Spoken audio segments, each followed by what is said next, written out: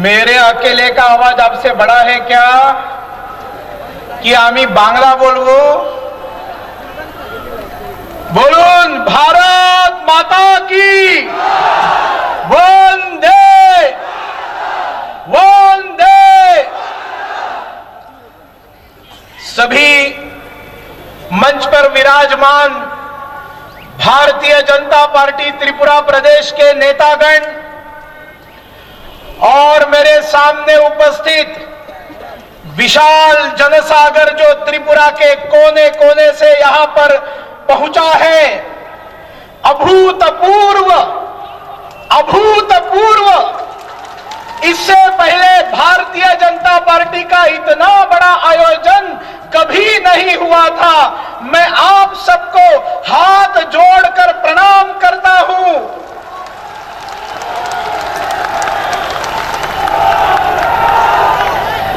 आप सबको प्रणाम है और मेरे जनजातीय भाई और बहनों को खुलुम खा है।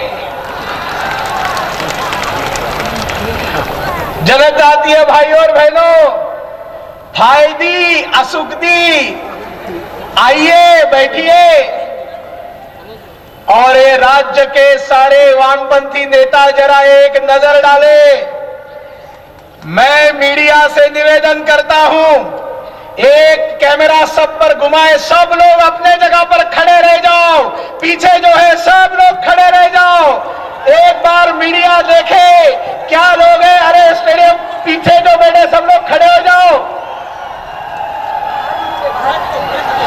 जो लोग बाहर हैं सब लोग अंदर आ जाओ। सब लोग जो बैठे हुए हैं आराम करने के लिए नहीं आए हैं, बैठ खड़े रह जाओ सब लोग। भाई और बहनों,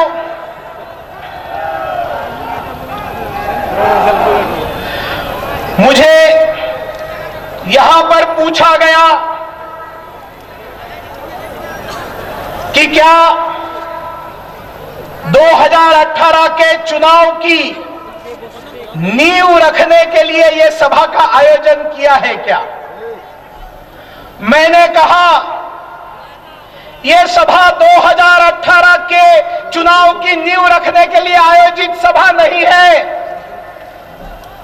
भारतीय जनता पार्टी का एक 45 साल का नौजवान कार्यकर्ता, हमारा कार्यकर्ता चांद मोहन त्रिपुरा शहीद हो गया है। पार्टी का काम करते करते शहीद हो गया है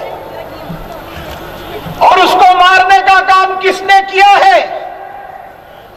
उसे मारने का काम इस राज्य के वामपंथी कम्युनिस्ट पार्टी के गुंडों ने किया है। मेरे भाई और बहनों, शहीद चांद मोहन त्रिपुरा की हत्या यहां के कम्युनिस्ट गुंडों ने की है।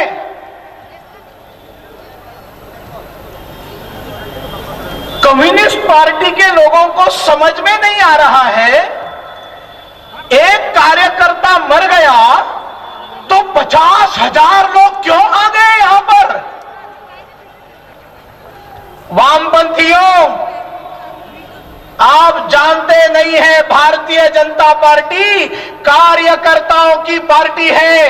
भारतीय जनता पार्टी के हृदय में सामान्य कार्यकर्ता के प्रति कितना प्रेम है, कितनी आत्मीयता है, ये अगर जानना है किसी को तो दुनिया ये नजारा देखे और दुनिया को बताए कि भारतीय जनता पार्टी हमारे एक कार्यकर्ता के हत्या का भी किसी को माफ नहीं करने वाली है। ये यहां पर कार्यकर्ता आए हैं, ये 2018 के चुनाव के लिए नहीं आए हैं। आप जानना चाहते हैं ये लोग क्यों आए हैं? मैं बताता हूं आपको।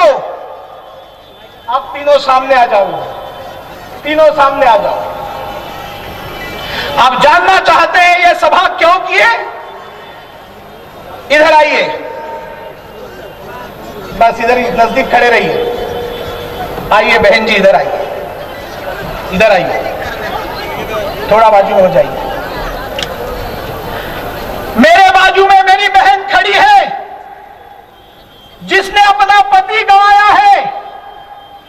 इस बहन ने अपना पति केवल इसलिए गंवाया क्योंकि वो भारतीय जनता पार्टी का कार्यकर्ता था, वो विलेज काउंसिल का इलेक्टेड मेंबर था, वो उस गांव को बिलोंग करता था जो वहां का गुंडा और हत्यारा एमएलए ललित त्रिपुरा के गांव का था, दलपति गांव का था। मुझे जवाब दीजिए आप सब लोग, मेरे बहन के मांग में सिंदूर किसने उजाड़ा? मेरे बहन के मांग के सिंदूर का हिसाब आप लोग मांगेंगे या नहीं मांगेंगे, बताइए मुझे। ये रैली इसलिए है, हमें हमारे बहन के सिंदूर का हिसाब चाहिए माणिक सरकार से। ये चांद मोहन का बेटा है और दो छोटे छोटे बेटे हैं। मैंने जब उनको गोद में उठाया तब पूछ रहे थे मेरे पापा कब आएंगे, उनको पता नहीं था कि उनके पापा चले गए हैं। उन बच्चों के आंसुओं का हिसाब कौन देगा मेरे भाई और बहनों? भारतीय जनता पार्टी के कार्यकर्ता चांद मोहन त्रिपुरा के बच्चों के आंसुओं का हिसाब मांगेंगे या नहीं मांगेंगे, बताइए मुझे। हम यहां पर चांद मोहन के परिवार के आंसुओं का हिसाब मांगने के लिए इकट्ठा हुए हैं मेरे भाई और बहनों। ये चुनावी रैली नहीं है। सिर्फ कार्यकर्ता के परिवार के आंसुओं का हिसाब मांगने के लिए ये रैली। जब कल उत्तर प्रदेश जीत जाएंगे, मणिपुर जीत जाएंगे, उत्तराखंड जीत जाएंगे, गोवा में वापस चुनकर आएंगे, उसके बाद में जब होली मनाएंगे, उसके बाद में जब अमित भाई शाह इस मैदान पर आएंगे, तब पार्टी की असली रैली आप देखेंगे, जिसको आप चुनावी रैली कह सकते हैं। आज नहीं, आज चांद मोहन की हत्या के लिए सीबीआई की मांग करने के लिए भारतीय जनता पार्टी कदर करती है कार्यकर्ता की। हमने रास्ते पर नहीं लाया इस परिवार को। इस परिवार के जैसे ही हत्या हो गई उसके तुरंत बाद पार्टी की तरफ से 2 लाख रुपए का चेक हमने इस विधवा हमारी बहन को दिया है। हमने इस लड़के को जॉब दिलवाया है, त्रिपुरा के अंदर हमने उसको नौकरी दी है, हमने इस परिवार को सुरक्षा दी है। आप जानते हैं ये परिवार गए 10 दिन से भारतीय जनता पार्टी के कार्यालय में रह रहा है। क्यों रह रहा है मालूम है आपको? क्योंकि ललित मोहन त्रिपुरा के गुंडे इनके घर में गए और इनको धमकाया कि आप जो हमारे एमएलए का नाम ले रहे हैं, आप ये नाम लेना बंद करो, नहीं तो हम वही हालत करेंगे जो हालत हमने आपके पति की थी, आपके पिता की थी। ये गुंडागर्दी है कम्युनिस्टों के स्टेट में। यहां पर चांद मोहन का भाई खड़ा है मेरे भाई और बहनों, वो भी भारतीय जनता पार्टी का काम करता है। कम्युनिस्ट गुंडों ने उसको बताया अब तो बीजेपी का काम करना बंद करो, अगर बीजेपी का काम करना बंद नहीं करोगे तो तुम्हारा हश्र वही होगा जो चांद मोहन का हमने किया है। ये बोलकर गुंडे इसके घर में आकर गए। बोला कि नहीं बोला मेरे भाई, बताओ हाँ या ना बताओ। सबको धमकाया ना तुमको घर में आकर? बैठिए आप लोग, प्लीज बैठिए। दीदी बैठिए, अशोक दी। मेरे भाई और बहनों, कम्युनिस्ट पार्टी के कार्यालय से एक पत्रक जारी हुआ है और वो पत्रक बांटा जा रहा है जिसमें कहा गया है कि 6 दिन की होलो, हाँ 6 दिन की होलो। उस दिन क्या हुआ? और वामपंथी सब जगह पर बता रहे हैं कि जो मर गया वो एक कबीराज था, जिसको मारा, जिसने मारा वो एक पागल था। और उस पागल ने उसको ठीक करने के लिए कविराज को बुलाया। कविराज ने उसको बहुत, चांद मोहन ने उसको बहुत तकलीफ की, इसलिए पागल ने एक लकड़ी ले ली और उस लकड़ी से उसको मार डाला। मैं इस राज्य के पुलिस से सवाल पूछता हूं, क्या आपका इन्वेस्टिगेशन इसको एंडोर्स करता है? क्या हम जब मिलने के लिए गए थे तब एसपी ने बताया था कि जिस आदमी को हमने हिरासत में लिया है वो आदमी दिमाग से बिल्कुल सही सलामत है, उसको कोई रोग नहीं हुआ है, वो पागल नहीं है, नहीं है, नहीं है। वामपंथियों, ना तो मारने वाला पागल था, ना मरने वाला कविराज था। चांद मोहन के परिवार से पूछिए, चांद मोहन ने कभी भी कविराज का काम किया नहीं है, वो जानता ही नहीं है दवा देना। वो तो एक नेता था, नेता को बुलाने के लिए अगर कोई आता है तो नेता चला जाता है। क्या पता था चांद मोहन को कि उसकी हत्या होने वाली है? मेरे भाई और बहनों, मनगढ़ंत कहानी बता रही है वामपंथी दल के लोगों की प्रेस कॉन्फ्रेंस, और वो पुलिस को दिशा दे रही है, इस डायरेक्शन में आप इन्वेस्टिगेशन करो। इसलिए हमारा भरोसा नहीं है इस राज्य सरकार पर। साथियों, चांद मोहन त्रिपुरा को सुबह 6:30 बजे बुलाया गया। 8 लोग उसके साथ एक रूम के अंदर बंद करके 6:30 बजे से लेकर 3 बजे तक उसको मारते रहे। 3 बजे हमारे शेर ने दम तोड़ दिया, शहीद हो गया। 3:30 बजे आकर उसकी पत्नी को बताते हैं तुम्हारा पति मर गया। और आज तक एक आदमी अरेस्ट, 7 लोग बेखौफ घूम रहे हैं। और जिसने हत्या करवाई, पर्दे के पीछे बैठा हुआ ललित मोहन त्रिपुरा, वो तो बेखौफ, उसका तो नाम भी नहीं एफआईआर में। एफआईआर कहां है? इस राज्य में कानून व्यवस्था कहां है? मेरे भाई और बहनों, ये सारा नाटक जो सीपीएम ने कहा है ना, वो उस ललित मोहन त्रिपुरा को बचाने के लिए कहा है। जो ललित मोहन त्रिपुरा क्या है, मैं जरा याद दिलाता हूं उसके बारे में क्या क्या चर्चाएं होती है। ललित मोहन त्रिपुरा अंडरग्राउंड ग्रुप्स में सम्मिलित था, इसे बोला जाता है। उसके बारे में ललित मोहन त्रिपुरा एमएलए बनने से पहले वहां का जो एमएलए था, उस एमएलए की हत्या करवाने में भी उसका हाथ था, यह बोला जाता है वहां पर। इधर तक वो रुका नहीं है। उस एमएलए का जो बेटा था, उस बेटे की भी हत्या हुई है। ललित मोहन त्रिपुरा के घर के पास में हत्या हुई है।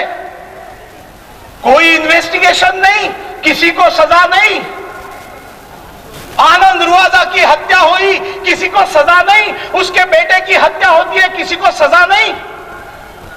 ललित मोहन त्रिपुरा जिसने चांद मोहन की हत्या करवाई है, ऐसा हमारा आरोप है। यह आरोप सिद्ध करने के लिए हमें सीबीआई जांच चाहिए। वामपंथी कहते हैं कि बीजेपी झूठ बोल रही है, ऐसा कुछ हुआ ही नहीं था।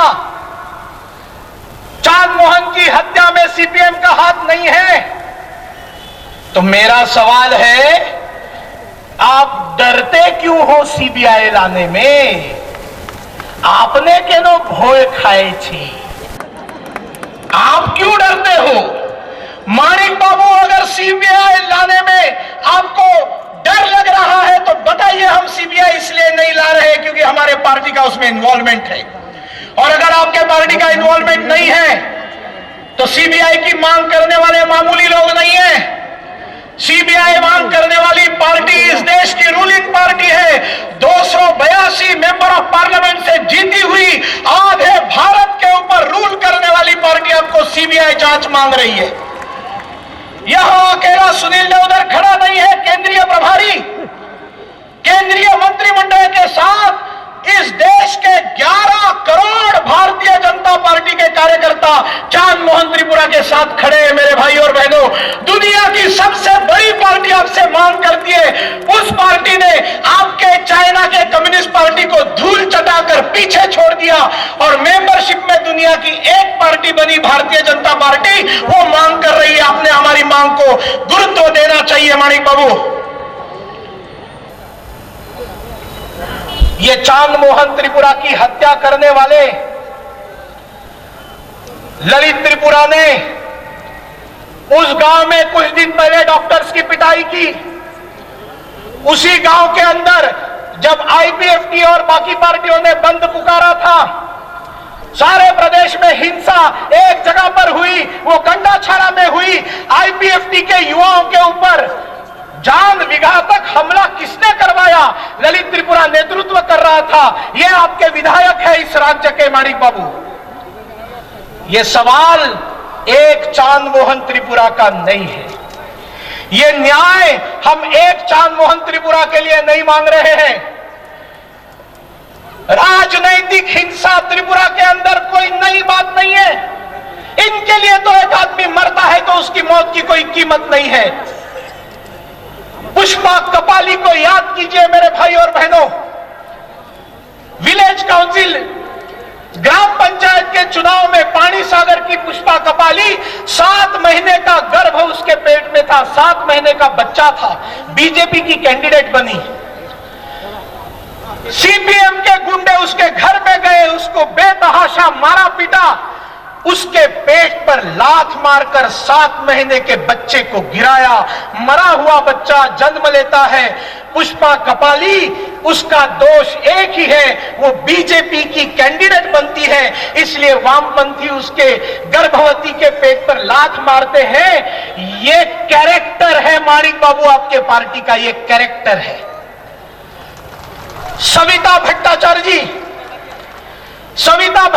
जी जो इसी प्रकार के चुनाव में हमारी कैंडिडेट बनी, जिसकी आयु 65 साल आयु है, घर में घुसे वामपंथी गुंडे, नाजायज कब्जा किया, सर फोड़ दिया उसका।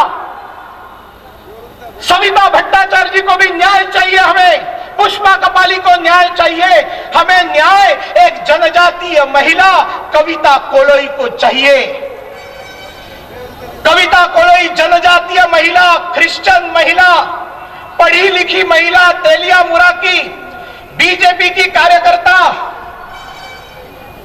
विलेज काउंसिल चुनाव में कैंडिडेट बनी। मेरे भाई और बहनों, घर में घुसे मेरी बहन कविता कोलोई का बलात्कार किया गया। मेरे भाई और बहनों, बलात्कार, रेप। क्या कारण? बीजेपी की कैंडिडेट बनी। कविता कोलोई को इतना मारा कि वो गिर गई, बेहोश, उनको लगा मर गई। वो तो हत्या करके निकल गए थे, कविता बच गई। कविता न्याय मांग रही है माणिक बाबू। आलोक देव को याद कीजिए त्रिपुरा वासियों। एक नौजवान बाइक के ऊपर भारत माता की जय लगाता है। स्थानीय एसएफआई के गुंडे उसको कहते हैं ये भारत माता की जय हटाओ। आलोक कहता है मैं नहीं हटाऊंगा। उसको पिटाई करते हैं, वो भारत माता की जय चिल्लाते रहता है। उसके बालों को पकड़कर घसीटकर एसएफआई के कार्यालय में लेकर जाते हैं, उसको बुरी तरह से मारते हैं, उसका मुंह खोलते हैं और उसके मुंह के अंदर पेशाब करते हैं एसएफआई के गुंडे। मेरे भाई और बहनों, और बाहर आकर चिल्लाते हैं कि ये भारत माता की जय बोलता था, इसका मुंह अपवित्र हो गया था, हमने पेशाब करके इसका मुंह पवित्र किया है। त्रिपुरा वासियों, आप इस चीज को बर्दाश्त कर सकते हैं? एक तरफ त्रिपुरा के अंदर भारत माता के लाडले लाल सेना में भर्ती होते हैं और जाकर कश्मीर में बलिदान देकर यहां पर आते हैं। वामपंथियों को इतनी गर्दन में जुम्बिश भी आती नहीं है उनको सलाम करने के लिए, और कोई भारत माता की जय बोलता है तो इसके लिए उसको मुंह में पेशाब करने वाले वामपंथी। This is your character, your party's character Manik Babu. हम नहीं छोड़ने वाले, हम नहीं छोड़ेंगे, हम नहीं छोड़ेंगे आपको। मैं आज यहां से अस्तवाल से आप सबको वादा करता हूं, हम नहीं छोड़ने वाले आपको। एक एक अन्याय का हम बदला लेकर रहेंगे, एक एक अन्याय का बदला लेकर रहेंगे। और इसके आगे मुख्यमंत्री महोदय अपने पार्टी के कार्यकर्ताओं को चेतावनी आप दीजिए, उनको समझाइए। भारतीय जनता पार्टी के कार्यकर्ता को हाथ लगाने की हिमाकत ना करे माणिक बाबू। इस बार अगर आपने किसी पार्टी के कार्यकर्ता को छुआ तो आत्मरक्षा के लिए भारतीय जनता पार्टी के कार्यकर्ता का हाथ भी उठ सकता है। हम लोग मार खाने वाले नहीं हैं। आत्मरक्षा के लिए हम कुछ भी करते हैं तो गैर कानूनी नहीं है मेरे भाई और बहनों। आत्मरक्षा के लिए भारतीय जनता पार्टी का कार्यकर्ता तैयार है। लोग मुझे पूछते हैं, एक चांद मोहन की हत्या के लिए इतना बड़ा आंदोलन, ये पॉलिटिकल ड्रामा है क्या? मैंने कहा त्रिपुरा ने ऐसा कभी देखा ही नहीं था। याद है आपको जब यहां पर झूठ की सरकार थी, कांग्रेस और टीयूजीएस की सरकार थी, तब वीरचंद्र मोनू के अंदर सीपीएम पार्टी के 11 कार्यकर्ताओं की हत्या हुई थी। 11 कार्यकर्ताओं की, याद है आप लोगों को? उन कार्यकर्ताओं का इशू बनाकर सालों तक सीपीएम इलेक्शन लड़ता रहा। 93 में चुनाव जीतने का काम भी उन 11 बलिदानी सीपीएम के विरोध ने किया था। मैं सवाल पूछता हूं इस निकम्मी गवर्नमेंट को, क्या उन 11 लोगों के हत्यारों को सजा मिली? और ऐसे 4 उसी पिलाग डिस्ट्रिक्ट में सीपीएम के कर्मियों की 4 लोगों की हत्या हुई, एफआईआर तक दर्ज नहीं कराया गया कांग्रेस सरकार के दरमियान।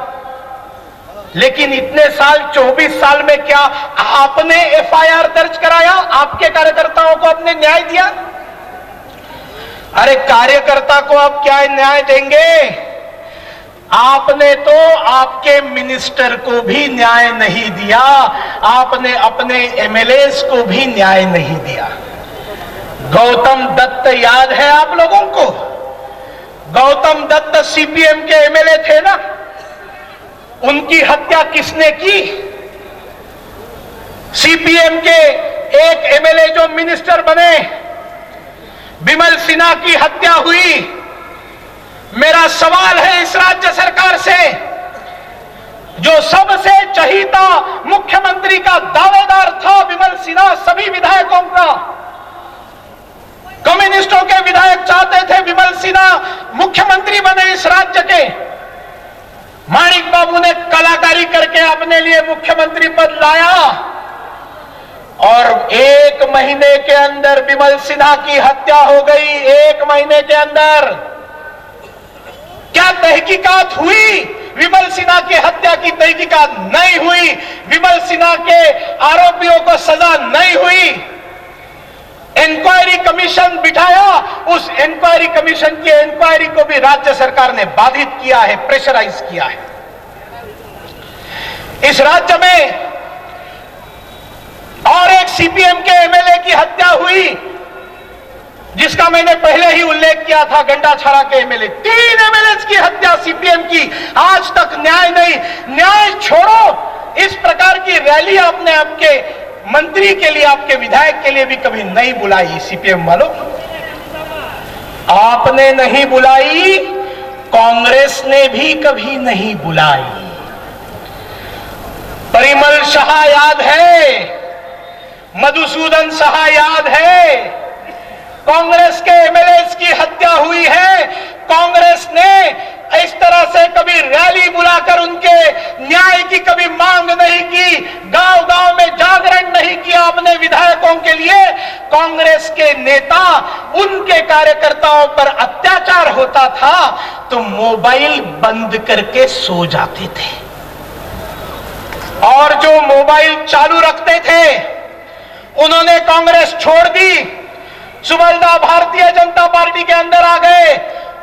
अरुण कांति भौमिक भारतीय जनता पार्टी के अंदर आ गए और जो मोबाइल बंद न रखने वाले सुरजीत दत्त भी आज भारतीय जनता पार्टी में आने वाले हैं, आपके सामने बैठे हुए। भाई और बहनों, जौहर शाह भी हमारे पार्टी में आए, मोबाइल बंद करके रखने वाले कार्यकर्ता हमारे यहां नहीं है। इसलिए त्रिपुरा की जनता ने कांग्रेस को रिजेक्ट कर दिया है, कोई अस्तित्व नहीं है। नरेंद्र मोदी जी उत्तर प्रदेश में भाषण करते समय बोले कि अभी कांग्रेस को अगर कहीं ढूंढना है तो वो जो वस्तु संग्रहालय होता है ना, वस्तु संग्रहालय, उसमें जाकर ढूंढना पड़ेगा कि कांग्रेस नाम का एक राजनीतिक दल हुआ करता था। मैं कहता हूं, ऐसा कोई वस्तु संग्रहालय में कांग्रेस का मॉडल रखना है तो वो सबसे पहले त्रिपुरा के अंदर रखने का काम हम लोग करेंगे और एक पुण्य कर्म साथ साथ करेंगे। कांग्रेस के साथ साथ त्रिपुरा के तृणमूल कांग्रेस को भी हम वस्तु संग्रहालय में भेज देंगे। भाई और बहनों, ये कोई सीपीएम पार्टी के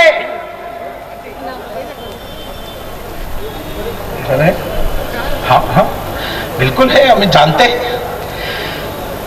सीपीएम पार्टी के कार्यकर्ताओं को न्याय नहीं मिला, सीपीएम पार्टी के मंत्री विधायकों को न्याय नहीं मिला, कांग्रेस के विधायकों को, अनगिनत कांग्रेस के कार्यकर्ताओं को मारा पीटा गया, न्याय नहीं मिला।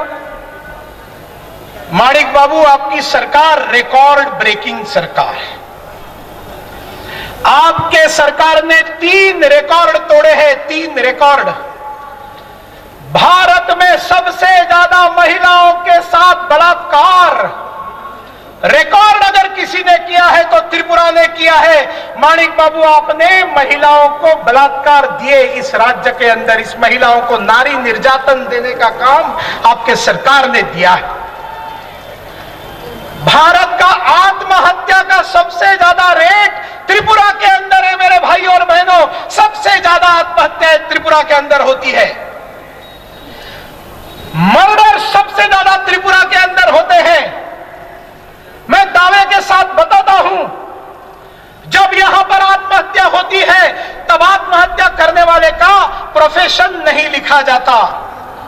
अगर प्रोफेशन लिखना चालू करेंगे तो माणिक बाबू, भारत में सबसे ज्यादा किसानों की आत्महत्या त्रिपुरा में हो रही है, आपके त्रिपुरा में हो रही है।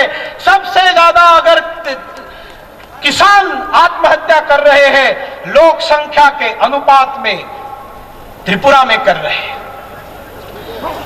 ये वामपंथियों का चरित्र सिर्फ त्रिपुरा के अंदर नहीं है मेरे भाई और बहनों, ये वामपंथियों का चरित्र बंगाल में भी इसी प्रकार का चरित्र रहा है।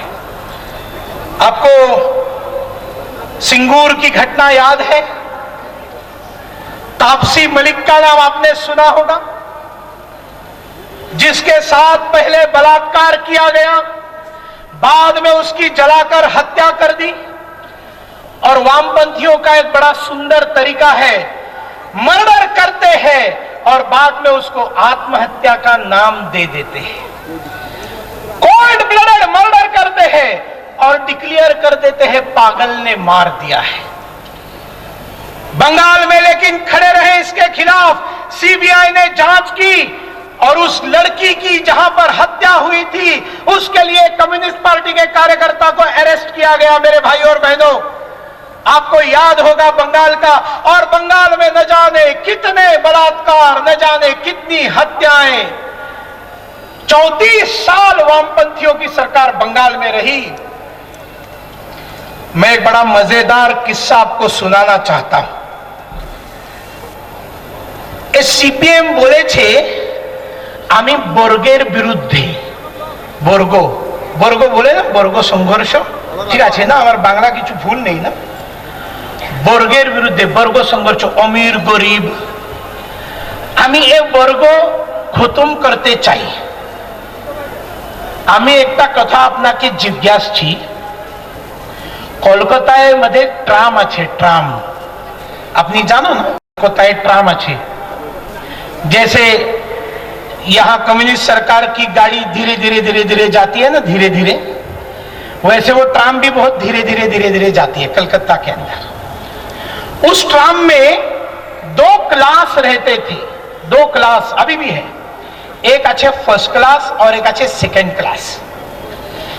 एक छोटो सो ट्राम यार मध्य एक फर्स्ट क्लास और एक सेकंड क्लास की अंतर যেখানে ফার্স্ট ক্লাসের সিট আছে ওখানে উপরে এক পাখা আছে আর যেখানে সেকেন্ড ক্লাস আছে ওখানে পাখা নেই। 34 বছর সিপিএম পশ্চিমবঙ্গে রাজ করেছে, 34 বছর। এই ট্রাম তো সেন্ট্রালের কিছু বিষয় নেই, এই ট্রাম তো রাজ্য সরকারের বিষয়। আমি আপনাকে জিজ্ঞাসছি যদি বর্গ খতম করতে তারা চাই तो की करते होगे? एक तो वो एक पखा हटाना चाहिए तो दोनों समान, या तो दूसरा पखा बिठाना चाहिए दोनों समान। 34 साल में मेरे भाई और बहनों सीपीएम पार्टी ने कलकत्ता के ट्राम में न एक पंखा हटाने का काम किया न दूसरा पंखा बिठाने का काम किया। अरे एक छोटे से ट्राम के अंदर का वर्ग आप खत्म नहीं कर सके, आप कहां समाज के अंदर का वर्ग खत्म करेंगे? You are a total failure ideology. पूरी दुनिया में अगर कोई फेल आइडियोलॉजी है तो वो वामपंथी आइडियोलॉजी है। बोलिए आप सब लोग मेरी बात के साथ सहमत हैं तो हाथ ऊपर उठाइए। CPM is failure party, CPM ideology is totally failure ideology. Kerala में भी सीपीएम है मेरे भाई और बहनों। केरला के सीपीएम ने आज तक 100 से ज्यादा भारतीय जनता पार्टी और राष्ट्रीय स्वयंसेवक संघ के कार्यकर्ताओं की हत्या की है, 100 से ज्यादा हत्या की है।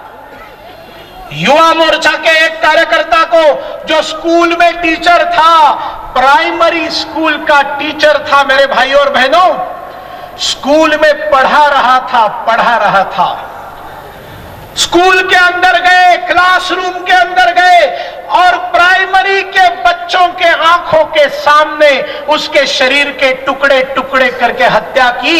कितनी क्रूरता वामपंथी कर सकते हैं, ये सारे क्रूरता के रिकॉर्ड्स ये केरला के सीपीएम ने तोड़ दिए। केरला के मुख्यमंत्री है विजयन जी।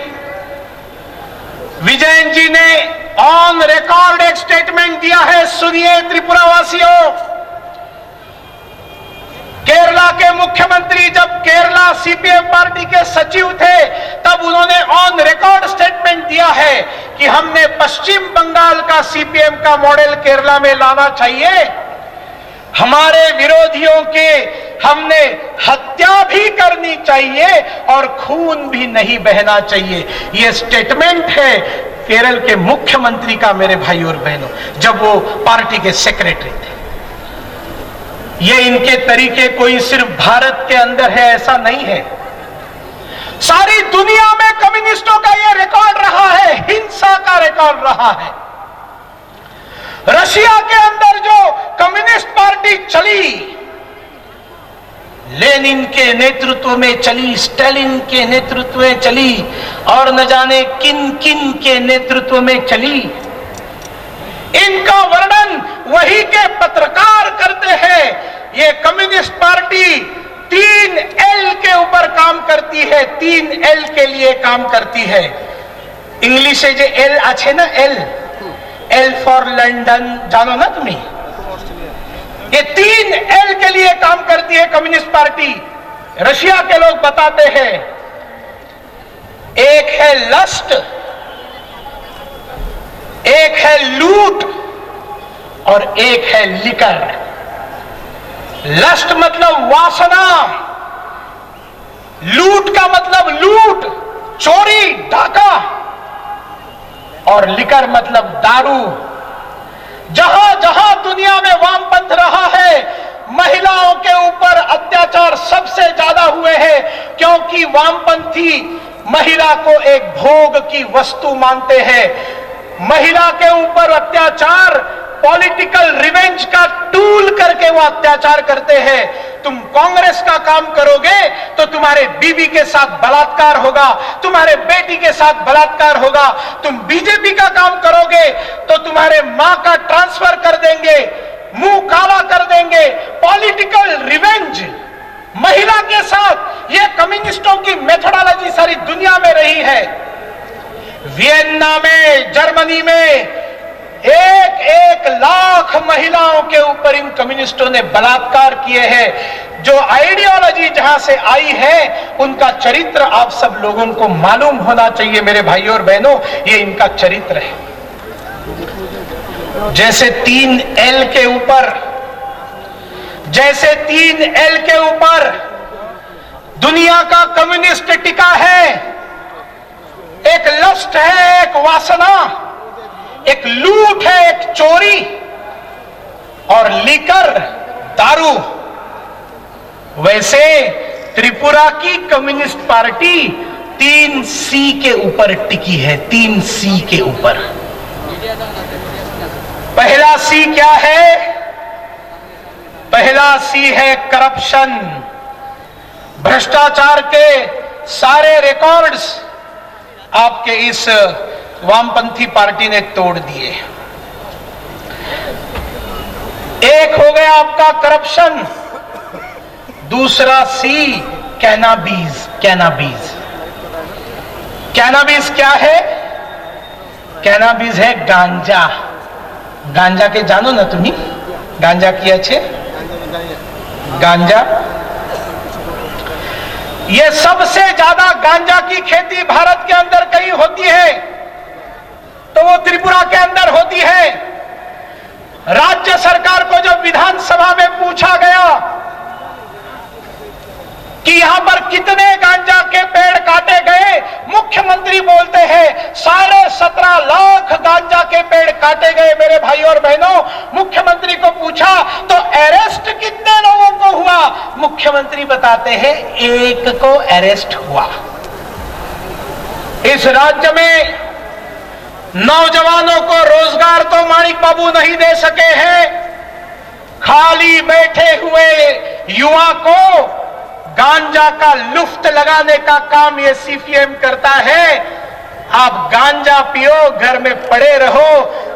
दुख की बात है मेरे भाई और बहनों, सबसे ज्यादा गांजा अगर कहीं प्रोडक्शन होता है तो त्रिपुरा में, और त्रिपुरा में सबसे ज्यादा अगर कहीं गांजा प्रोडक्शन होता है तो मुख्यमंत्री के धानपुर में धान की जगह पर गांजा का प्रोडक्शन होता है।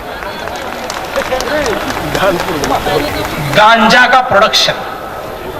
सी फॉर करप्शन। करप्शन के सारे रिकॉर्ड तोड़ दिए इस सरकार ने।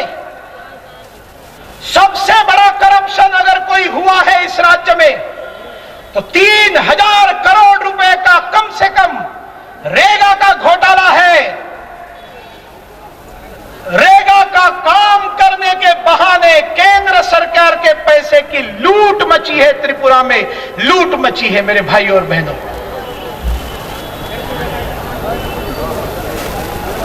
त्रिपुरा में 8वां अजूबा है। आपके अजूबा की बोले? बांग्लाते अजूबा, हिंदी में अजूबा बोलते हैं ना। 7 अजूबे इस दुनिया में, 8वीं अपनी जोड़ी। अपनी जानो ना, एखाने अजूबार एक जोड़ी আছে। ये माणिक बाबू और गौतम दासेर जोड़ी আছে। ये जो है ना, ये लोग एक ही बकरे का 4 बार बलि दे सकते हैं। दुनिया में और कोई नहीं दे सकता। ये त्रिपुरा की माणिक सरकार की सरकार ये करिश्मा कर सकती है। एक ही बकरे का 4 बार, 5 बार, 6 बार बलि दे सकती है। कैसा बलि देते हैं मालूम है? रेगा का काम करना है, इंफ्रास्ट्रक्चर क्रिएट करना है, एक बिल्डिंग बना रहे हैं, रेगा के फंड्स लगाए। 1 साल बाद दूसरा अधिकारी आ गया, बताएंगे बिल्डिंग बनानी है, वापस रेगा का पैसा लिया, जो बनी हुई बिल्डिंग है उसी को वापस बनाने के लिए पैसा ले लिया, मतलब बकरे का दूसरे बार बलि चढ़ गया। तीसरा अधिकारी आ गया साल 2 साल बाद, फिर रेगा का काम करना है, फंड दे दो।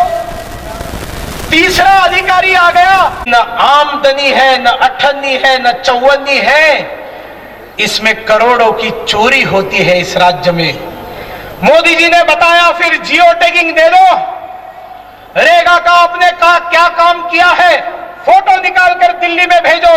जब आप फोटो भेजेंगे तब मैं मानूंगा कि काम हुआ है। अब माणिक बाबू की सरकार संकट में आ गई। जब एक बिल्डिंग के लिए 4 बार पैसा लिया है, फोटो कहां से देंगे? फोटो तो एक ही दे सकेंगे। और इसलिए जब जियो टैगिंग मांगा केंद्र सरकार ने, तो त्रिपुरा राज्य सरकार ने केवल 6% जियो टैगिंग दिया। इसके ज्यादा जियो टैगिंग त्रिपुरा की कम्युनिस्ट सरकार दे नहीं सक रही है। इसका कारण क्योंकि 6% काम हुआ है और 94% काला धन वामपंथियों के घर में जाकर पहुंचा है। मेरे भाई और बहनों, जो गरीब मजदूर के लिए पैसा आया वो वामपंथियों के घर में गया। जो गरीब किसानों के लिए पैसा आया वो वामपंथियों के घर में गया।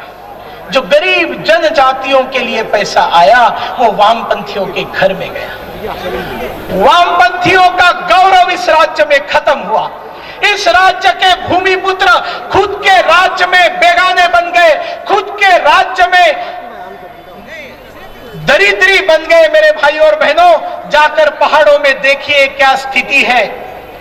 ये वामपंथियों के कारण हुआ है।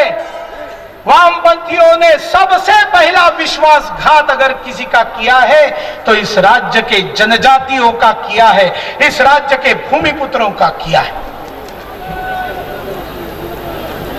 आज पहाड़ों में ऐसे लोग रहते हैं 3-3 दिन खाने के लिए कुछ मिलता नहीं है।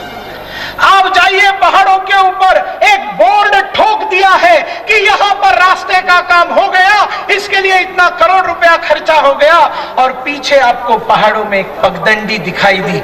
मेरे पास ऐसे कई वीडियोस है, मेरे पास ऐसे कई वीडियोस है, ऐसे कई फोटोग्राफ है। ये वामपंथियों का फ्रॉड है। रात को सो नहीं सकते हैं इस राज्य के कई जनजातीय, क्योंकि मच्छर काटते हैं। माणिक बाबू, कैसी मानसिकता है आपकी? आप जनजातियों को एक मच्छरदानी नहीं दे सकते?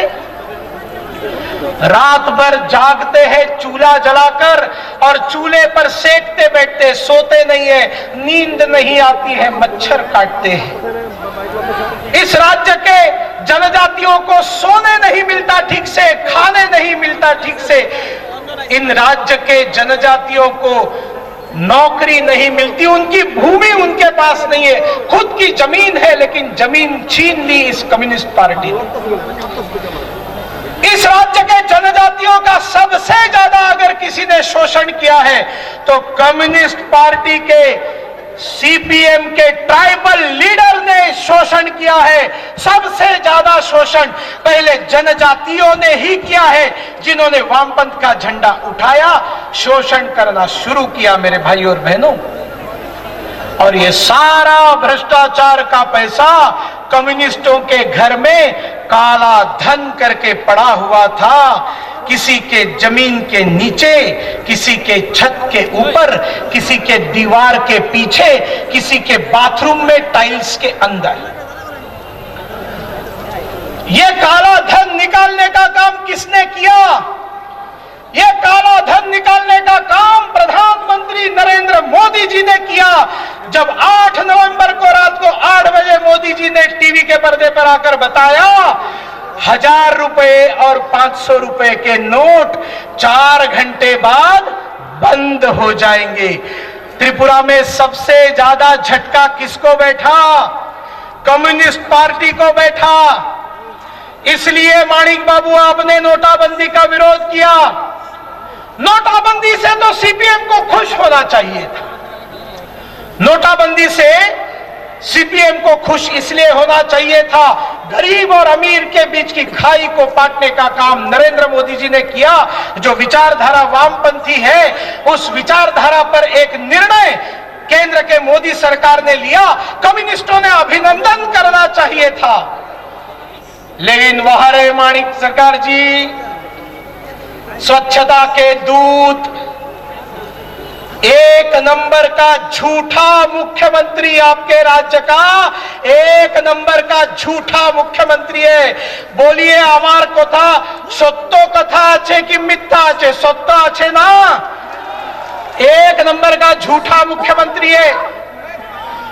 जब भी मीडिया के सामने आता है, रोना शुरू करता है, केंद्र आमाके टाका दिए ना, केंद्र आमाके टाका पैसा दिए ना, केंद्र सरकार हमको पैसा नहीं देता है। नीति आयोग 2000 योजना आयोग था, तब 2000 करोड़ मिलता था, अब नहीं मिलता है। अब नीति आयोग हुआ है, 4000 करोड़ मिल रहा है। बताते नहीं है। हमेशा पर्दे पर आकर झूठ बोलते हैं बीजेपी के बारे में, नारी निर्यातन के बारे में झूठ बोलते हैं। बीजेपी के राज में महिलाएं संकट में।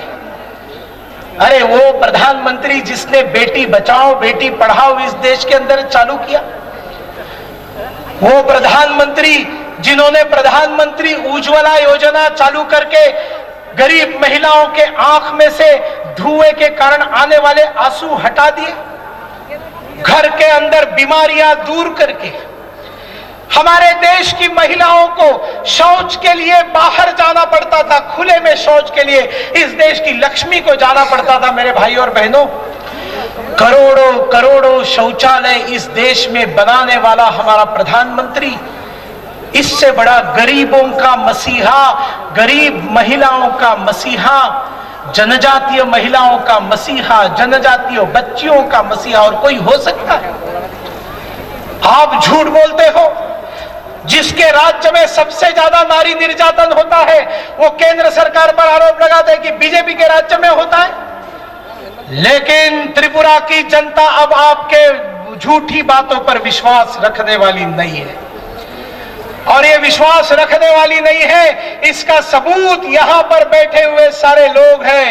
ये बता रहे हैं, माणिक बाबू अब आपका ये झूठ नहीं चलेगा। भाई और बहनों, मैं मुंबई से आता हूं। मुंबई में माणिक बाबू की क्या छवि है पता है आपको? मुंबई दिल्ली में ये बहुत सिंपल मुख्यमंत्री है। ये साइकिल पे चलता है, ये ऑटो रिक्शा से जाता है, इसके खाते में कोई पैसा नहीं है। मेरे भाई और बहनों, मुझे जवाब दीजिए, आपने कभी माणिक बाबू को ऑटो रिक्शा से जाते हुए देखा है? आपने कभी उनको साइकिल पे चलते हुए देखा है? ट्रेन से प्रवास करते हैं। जब गुवाहाटी जाएंगे ट्रेन में बैठेंगे और गुवाहाटी में मीडिया को बता के रखेंगे कि मैं ट्रेन से पहुंच रहा हूं। मीडिया पहुंच जाएगा। देखो कितना सीधा साधा मुख्यमंत्री है, ट्रेन से प्रवास करता है। लेकिन त्रिपुरा के अंदर 20 किलोमीटर भी जाना है तो ये मुख्यमंत्री हेलीकॉप्टर से जाता है या नहीं जाता है? बताइए मुझे आप लोग। जाता है ना? इसलिए त्रिपुरा की जनता कहती है, त्रिपुरा ते गरीब मरे, मुख्यमंत्री हेलीकॉप्टर घुरे।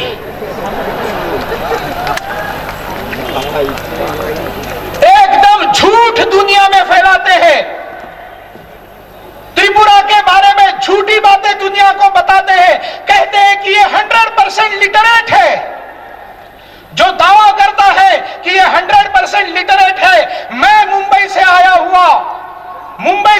हुआ व्यक्ति कम से कम 50 देहातों में आपको लेकर जाता हूं और दिखाता हूं इन लोगों को पढ़ना लिखना नहीं आता। यहां के लोग और ऐसे सैकड़ों गांव दिखाएंगे जिनको पढ़ना लिखना नहीं आता।